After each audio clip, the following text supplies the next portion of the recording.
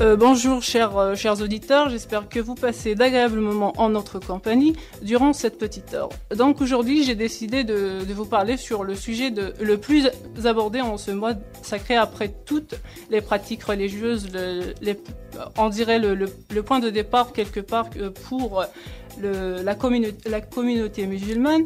Rien n'empêche que notre sujet est aussi important vu que ça a permis de se tenir sur ses pieds après ces quelques longues heures de jeûne. Donc comme je l'ai précédé Yazid, on va parler sur l'alimentation en mois de Ramadan. Donc pour un petit début, j'aimerais bien me dire, toi ou bien Hakim, quelles sont vos habitudes durant le mois de Ramadan? Alors, mes habitudes à moi pendant le mois de Ramadan, habitudes alimentaires. Alimentaire, beaucoup plus, qu'est-ce que vous prenez en premier, juste après l'adhan? Qalbelouz. Oui, je prends une cuillère de qalbelouz. Et vous, Hakim? Alors, généralement, j'essaie de ne pas boire 36 verres d'eau à la fois. Oui. Je commence peut-être par une cuillère de shorba, de soupe. Voilà, donc, pour toi, Yazid, c'est juste pour... casser, comme on le dit. Oui, juste pour casser. Oui. Donc, mais de préférence, il faut précéder d'une salade végétale. Une salade végétale pour, pour permettre aux enzymes de se réveiller un petit peu.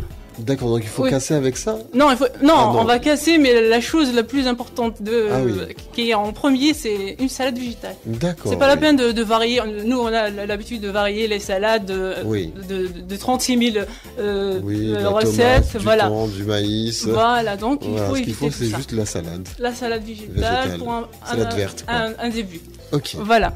Mais rien n'empêche, juste après, on prend sa petite shorba qui est constituée de plusieurs ingrédients. Oui. Oui, beaucoup plus. De légumes. D'accord. Oui. Que de gras. Effectivement. Et de tomates. Oui. Oui, beaucoup plus de légumes et quelques petits céréales. C'est bon. Et puis, éviter trop d'épices. Nous, dans notre cuisine, on a tendance à mettre des milliers d'épices. Ce n'est pas... mauvais, parce que c'est bon pour la digestion.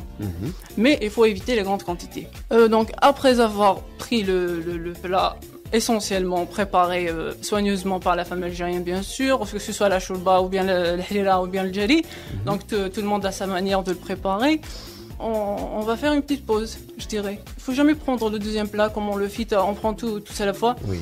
Donc faire sa petite pause comme ça, 20 minutes, un quart d'heure, et puis prendre l'autre plat pour avoir un peu d'espace. Parce que c'est pas évident de remplacer les trois repas en un seul temps. C'est pas évident. Oui. Donc il faut donner du temps pour son estomac pour mieux gérer cette quantité de nourriture, bien sûr. Ce que tu m'as dit, prenez du qalbelouz, c'est ça. Donc ça, c'est très important, le sucre. Oui, justement, par rapport aux hypoglycémies, c'est pour ça que je prends quelque chose de sucré. Voilà, le sucre, c'est très important, mais il ne faut pas abuser. C'est juste une cuillère.